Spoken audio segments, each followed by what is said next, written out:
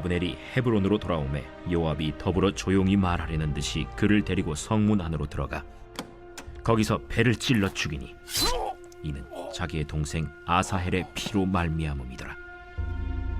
그 후에 다윗이 듣고 이르되 넬의 아들 아브넬의 피에 대하여 나와 내 나라는 여호와 앞에 영원히 무죄하니 그 죄가 요압의 머리와 그의 아버지의 온 집으로 돌아갈지어다.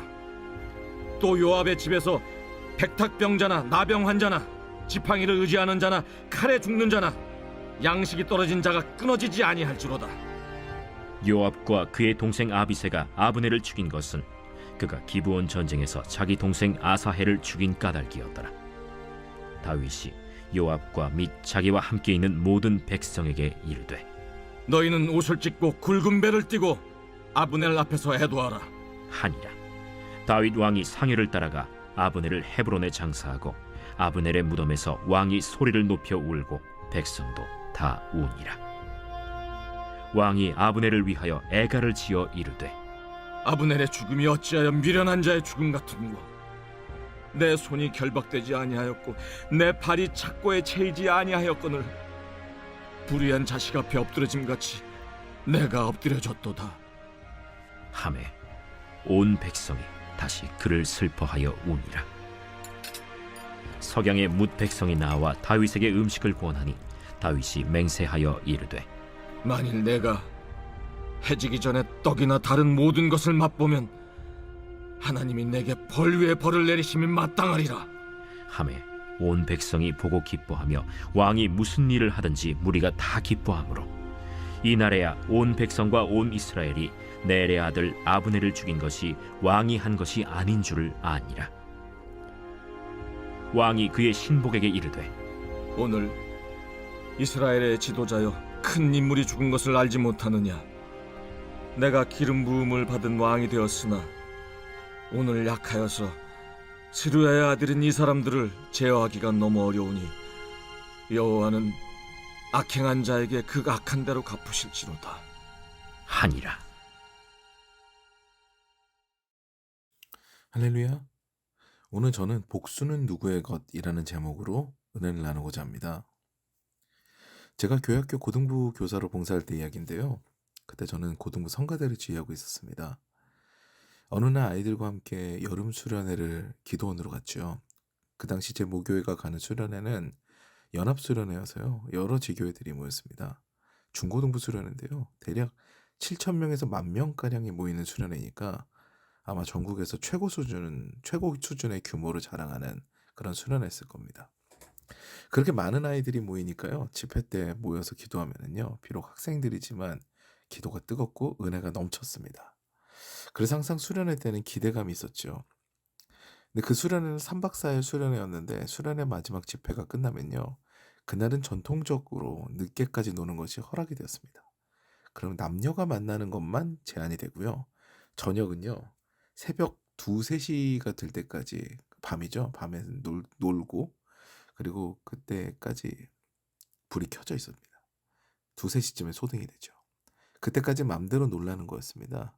아이들이 막 신이 납니다. 그때 제가 재미있게 봤던 놀이가 하나 있었는데요. 그게 말뚝박기라는 놀이입니다. 말뚝박기는 공격과 수비로 나뉘는데요. 말 그대로 공격은 공격하고 수비는 수비하는 그런 단순한 게임이었죠. 먼저 수비팀은 한 명이 가위바위보를 준비하고 나머지는 허리를 숙여 엎드려서 공격을 방어할 준비를 합니다.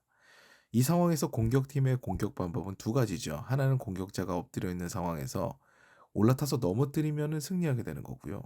다른 하나는 공격자가 다 수비자에게 올라탄 상황 가운데서 맨 앞에 있는 공격자와 가위바위보를 준비한 수비자가 가위바위보를 해서 이기는 자가 공격, 그리고 지는 자가 수비를 하게 되는 구조입니다. 그런데요. 말뚝박기의 묘미는 사실 가위바위보가 아닙니다. 그 전에 공격자가 수비자를 무너뜨리느냐 못 무너뜨리느냐 하는 거죠. 그 당시 제가 맡고 있었던 성가대는요. 이 말뚝박기의 제왕이었습니다. 이 성가대가 말뚝박기를 하면은 다른 교회 아이들도 와가지고 다 볼 정도였어요. 막 되게 화려하고 멋있고 이런 게 아니라요. 멤버 자체가 참 재밌었습니다.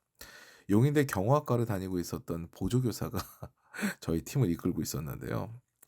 그리고 학생들 중에 95kg, 100kg, 110kg의 몸무게가 나가는 학생들이 있었습니다. 뭐 그냥 다 무너뜨리는 거죠. 그 수련의 마지막 날 밤이 됐는데 그 당시 저희 교회 찬양팀 아이들이 체대를 준비하는 아이들이 많았어요. 그 운동하는 아이들이 많았더죠. 그래서 그 아이들이 굉장히 결의에 찬 눈빛으로 저에게 와서 성가대에게 도전하고 싶다고 하는 거죠.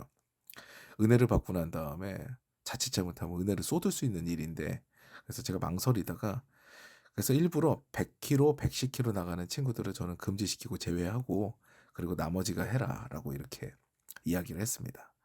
그러니까 균형이 맞습니다. 찬양팀과 성가대는 안 그래도 찬양을 하는 부서라서 라이벌 의식이 있었는데 서로 이기겠다는 결의에 차 있는 거죠. 그런데 이제 균형이 맞으니까 재밌는 거예요. 그 상황 가운데서 이제 놀이가 계속됐는데 문제는 과열되기 시작한 겁니다.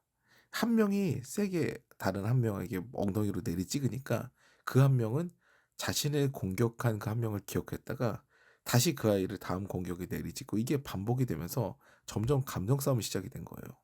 아이들은 아이들이더라고요. 기억하면서 복수하기 시작합니다. 이제 제가 개입해야 될 시기가 온 거죠. 그래서 제가 두 명의 에이스를 교체를 했습니다. 자, 100km, 110km 투입 이렇게 된 거죠. 그래서 차양팀에서는 올 것이 왔다는 표정으로 수비를 준비를 합니다. 그런데 게임은 굉장히 싱겁게 끝이 났습니다. 제가 이제 작전을 이야기하면서 아이들에게 가장 단단해 보이는 저 아이를 무너뜨려야 이 게임이 끝날 것 같다. 그러니까 그 아이한테만 올라타라라고 신호를 보냈습니다.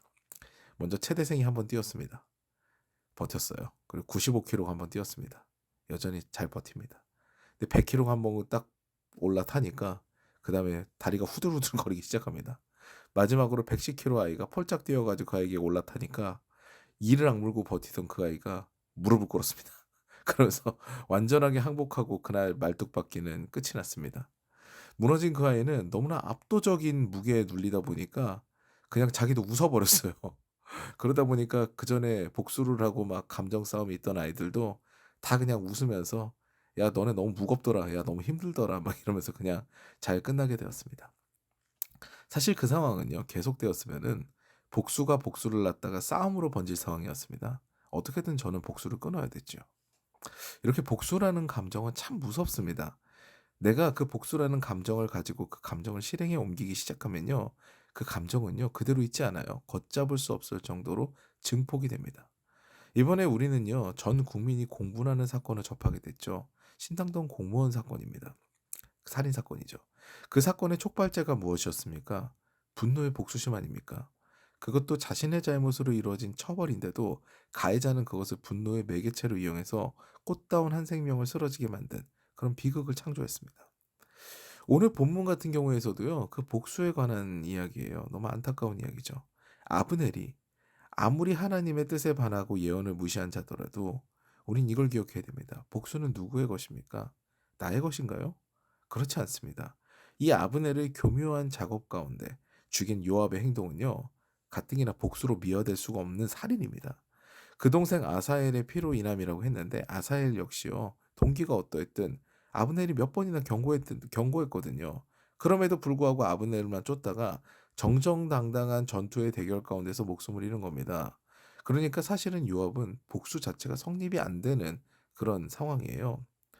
그런데다가 군권을 쥐는데 아브넬이 라이벌이라는 관계도 요압에게는 굉장히 껄끄럽거든요. 그러니까 요압이 개인적인 원한과 거기에 개인적인 영달을 위해 그 감정을 실어서 죽인 것이 확실한 거죠. 그냥 이유가 되지 않는데도 복수한 거예요. 그로 인해 요압은요, 다윗의 저주를 받을 정도의 비난을 받습니다. 세상의 것을 탐하면서 다른 것을 잃어버린 어리석은 예가 되죠. 가뜩이나 다윗을 보세요. 정적인 사울을 2번이나 죽일 수 있었지만 죽이지 않습니다. 이유가 무엇입니까? 오늘의 주제죠. 복수의 주체가 누구냐예요. 이 질문에 다윗은 하나님으로 답을 달았던 겁니다. 하나님께서 복수의 주체가 되시니 나는 감히 판단할 수가 없노라 하는 게 다윗의 고백이죠.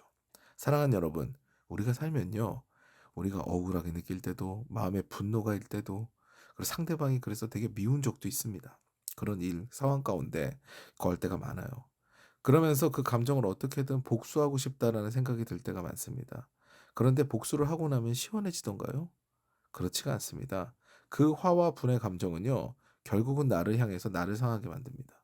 오히려 하나님께 나의 억울함을 탄원하고 하나님께서 갚으시고 이 상황을 하나님께서 바꾸시기를 기도하는 것이 올바른 신앙의 자세이면서요.